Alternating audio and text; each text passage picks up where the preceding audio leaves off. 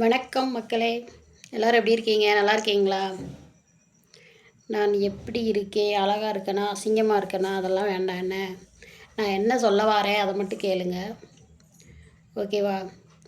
மனசுக்குள்ளே வையிறவங்க வையட்டும், வாழ்த்துறவங்க வாழ்த்தட்டும், இவளுக்கு வேறு வேலை இல்லைன்னு நினைக்கிறவங்க நினச்சிக்கிறட்டும். சரிங்களா? நான் என்னோட தேவைக்காகவும் எனக்கு தெரிஞ்சதை சொல்கிறதுக்காகவும் மட்டும்தாங்க வீடியோ போடுறேன். ஓகேவா? பிடிச்சவங்க பார்க்கட்டும். ஓகே உறவுகளே, நான் சொல்ல வந்ததை சொல்கிறேன். நம்ம இப்போ பிள்ளைங்களை ரொம்பவே கெடுக்குறோங்க. அது முக்கியமாக ஆம்பளை பிள்ளைங்களை. அப்பா கண்டித்தாலும் அம்மா கண்டிக்க விடுறதில்ல. அவன் அப்படி தான், அவன் இப்படி தான், அவனுக்கு தெரியும், என்கிட்ட சொன்னான் அப்படின்னு நம்ம என்ன செய்கிறோம், அவங்களுக்கு சப்போர்ட் பண்ணுறோம். அதை அவங்க அட்வான்டேஜாக எடுத்துக்கிட்டு ஒரு சில பசங்க என்ன பண்ணுறாங்கன்னா, என்னென்ன கெட்ட பழக்கம் இருக்கோ அதெல்லாம் கற்றுக்குறானுங்க. என்ன முன்னாடி மாதிரிலாம் இப்போ பிள்ளைங்க பெற்றவங்களுக்கு பயப்படுறதே கிடையாதுங்க. நம்ம என்ன சொன்னாலும் சரி, உனக்கு என்ன தெரியும், எனக்கு தெரியும், உன் வேலையை மட்டும் பாரு, அவ்வளோதான் அப்படி சொல்லி முடிச்சிடுறாங்க.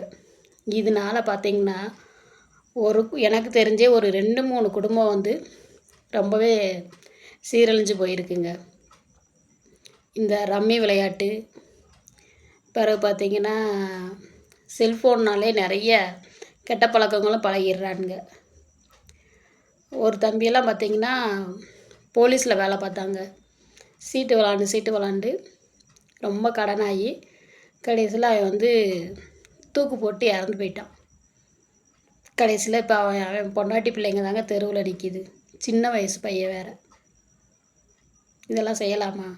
அப்படி அந்த விளையாட்டு தேவையாங்க?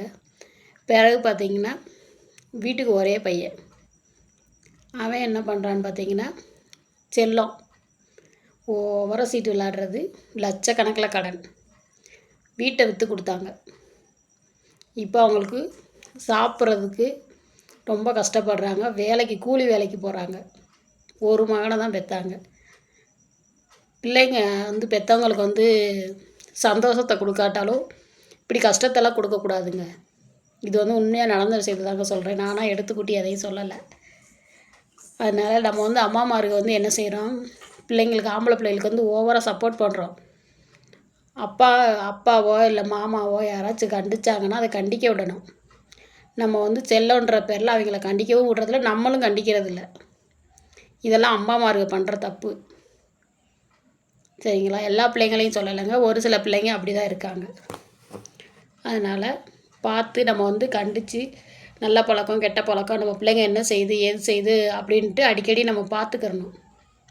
பள்ளிக்கூடம் தானே போகிறான், வேலைக்கு தானே போகிறான் அப்படின்ட்டு நம்ம ஓட்ட கவனிக்காமல் இருக்கக்கூடாது.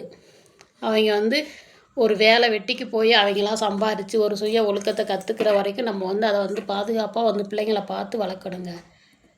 சும்மா பெற்று பேர் வச்சுட்டா மட்டும் போதாதுங்க. முன்னாடி நிலமை வேறு. முன்னாடி இந்த அளவுக்கெல்லாம் பசங்க கெட்டு போகவே மாட்டானுங்க.